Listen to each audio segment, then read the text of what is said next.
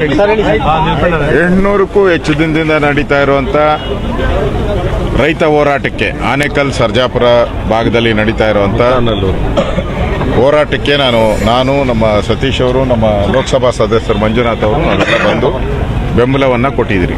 ಇಲ್ಲಿ KDBಯಿಂದ ಅಕ್ವಿಜೇಷನ್ ಆಗಿದೆ. ಈಗಾಗಲೇ ಕೋರ್ಟಲ್ಲೂ ಹೈಕೋರ್ಟಲ್ಲೂ ಕೂಡ ಅದು ವಜಾ ಆಗಿದೆ. ಸರಿಯಾಗಿ ಪ್ರೊಸೀಜರ್ ಮಾಡಿಲ್ಲ ಅಂತ ವಜಾ. ಮತ್ತೆ ಅದಕ್ಕೆ ನೋಟಿಸ್ ಕೊಡೋ ಅಂಥದ್ದು, ಮತ್ತೆ ಈ ಜಮೀನನ್ನು ಕಬಳಿಕೆ ಮಾಡೋಕ್ಕೆ ಮಾಡಿದ್ದಾರೆ. ನಾನೆಲ್ಲ ರೈತರ ಹತ್ರ ಮಾತಾಡಿದ್ದೀನಿ. ಎಲ್ಲ ಅರ್ಧ ಎಕರೆ, ಮುಕ್ಕಾಲು ಎಕರೆ, 1 ಎಕರೆ, 2 ಎಕರೆ ಇಷ್ಟು ಇರೋರು. ಅವರೆಲ್ಲ ವ್ಯವಸಾಯ ಮಾಡೋವಂಥವ್ರು. ಕೆಲವರು ಹಂದಿ ಸಾಗಾಟನೆ ಮಾಡ್ತಾ ಇದ್ದಾರೆ, ಕೆಲವರೆಲ್ಲ ಬೆಳೆ ಬೆಳೀತಾ ಇದ್ದಾರೆ, ರೇಷ್ಮೆ ಬೆಳೀತಾ ಇದ್ದಾರೆ, ತರಕಾರಿ ಬೆಳೀತಾ ಇದ್ದಾರೆ. ಪಾಲಿ ಹೌಸ್ಗಳು ಜಾಸ್ತಿ ಇದೆ ಇಲ್ಲೆಲ್ಲ. ಅಂದರೆ ಬೆಳೆ ಬೆಳೆಯುವಂಥ ಜಮೀನು.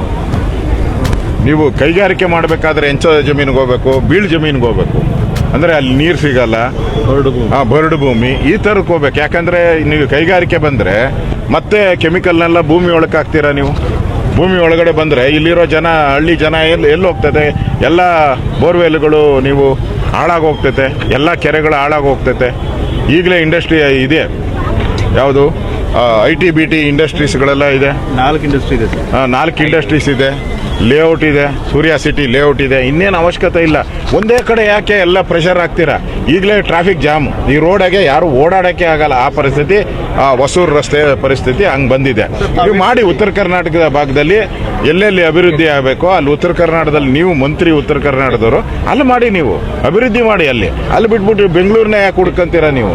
ಸರ್, ಏನೋ ಡೀಲ್ ಅಂತ ಹೇಳಿದ್ರಿ ಸರ್. ಇದು ದೊಡ್ಡ ಡೀಲೇ, ಒಳ್ಳೆ ಕಾಸು ಬರ್ತೈತೆ. ಇದು ಈ ಲೇಔಟ್ ಆದರೆ ಒಳ್ಳೆ ಕಾಸು ಬರ್ತೈತೆ. 1:2, 3 ಡಬಲ್ ಟೈಮು, ತ್ರಿಬಲ್ ಟೈಮ್ ಅಷ್ಟು ಕಮಿಷನ್ ಬರ್ತೈತೆ. ಕಮಿಷನ್ ಹೊಡಿಯೋಕ್ಕೋಸ್ಕರ ಮಾಡ್ತಾ ಇರೋ ಲೇಔಟ್ ಇದು.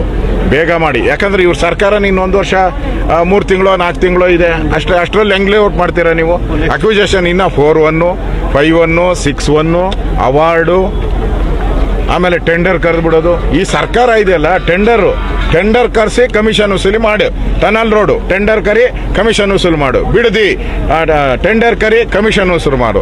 ಇದು ಸರ್ಜಾಪುರ ಟೆಂಡರ್ ಕರಿ ಕಮಿಷನ್ ತಗೊಂಡು ಓಡೋದು ಅಷ್ಟೇ. ನೆಕ್ಸ್ಟ್ ಚುನಾವಣೆ ಬರ್ತದೆ, ಫಂಡ್ ಸರ್ ಇದೆಲ್ಲ.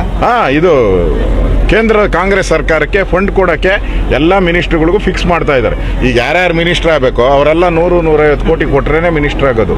ಇಲ್ಲ ಅಂದರೆ ಮಿನಿಸ್ಟರ್ ಆಗೋಕ್ಕೆ ಸಾಧ್ಯನೇ ಇಲ್ಲ. ಅದಕ್ಕೆ ಫಂಡ್ ರೈಸಿಂಗ್, ಈ ಲೇಔಟ್ ಇದೆಯಲ್ಲ, ಈ ಬಿಡದಿ ಇರ್ಬೋದು, ಸರ್ಜಾಪುರ, ಇವೆರಡು ಫಂಡ್ ರೈಸಿಂಗ್, ಕಾಂಗ್ರೆಸ್ಸಿನ ಫಂಡ್ ರೈಸಿಂಗ್ ಲೇಔಟ್ಸ್.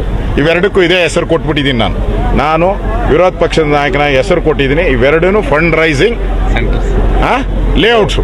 ರೈತರ ಕತೆ ಸರ್, ರೈತರು ಬೇಕಾಗಿಲ್ಲ. ಅವ್ರಿಗೆ ದುಡ್ಡು ಕೊಟ್ಟು ಓಟ್ ಹಾಕ್ಸ್ಕೊಂತೀನಿ ಯಾವನ್ಗನ ಬೇಕಾದ್ರೆ ಅಂತ ಸ್ಥಿತಿ.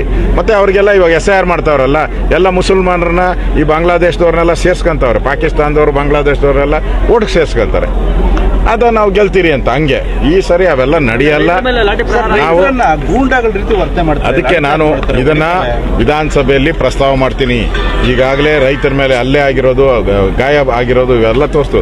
ರಿಪ್ಸ್ ಎಲ್ಲ ಮುರಿದೋಗಿದೆ, ಮೂಳೆ ಮುರಿದೋಗಿದೆ. ಹಂಗೆ ಹೊಡೆದಿದ್ದಾರೆ ಅವರು. ಅವ್ರಿಗೆಲ್ಲ ಚಳಿ ಜ್ವರ ಬಿಡಿಸ್ತೀರಿ. ಅಧಿಕಾರಿಗಳಿಗೆ ಎಚ್ಚರಿಕೆ ಕೊಡ್ತೀನಿ, ಪೊಲೀಸ್ ಅಧಿಕಾರಿಗಳಿಗೆ. ಈ ಥರ ರೈತರ ಮೇಲೆ ಗೂಂಡಾಗಿರಿ ಮಾಡಿದ್ರೆ ಹುಷಾರು, ಎಚ್ಚರಿಕೆ ಅನ್ನೋ ಮಾತನ್ನ ಕೊಡ್ತಾ ಇದ್ದೀನಿ. ಅಧಿವೇಶನದಲ್ಲಿ ಇದ್ರ ಬಗ್ಗೆ ಚರ್ಚೆ ಆಗ್ತದೆ, ಅಧಿಕಾರಿಗಳ ಬಗ್ಗೆ ಕ್ರಮ ಆಗ್ತೈತೆ. ಇಲಾಖೆ ಬಗ್ಗೆ ಮಾತಾಡಲಿ. ಅವ್ರಿಗೆ ಇಲಾಖೆಗೆ ಬಗ್ಗೆ ಏನು ಗೊತ್ತಿಲ್ಲ. RDPR ಇದ್ರು, ಎಂದನ ಒಂದಿನ ಡೆವಲಪ್ಮೆಂಟ್ ಬಗ್ಗೆ ಮಾತಾಡಿದಾರೆ. ಅವರು ಡೈವರ್ಟ್ ಮಾಡೋಕ್ಕಷ್ಟೇ. RSS ಹೇಳಿದ್ರೆ ಡೈವರ್ಟ್ ಆಗ್ತದೆ ಅಂತ. ಅದಕ್ಕೆ ನಾನು ಅದನ್ನು ಡೈವರ್ಟ್ ಮಾಡೋಕ್ಕೆ ನಾನು ಇಷ್ಟಪಡಲ್ಲ.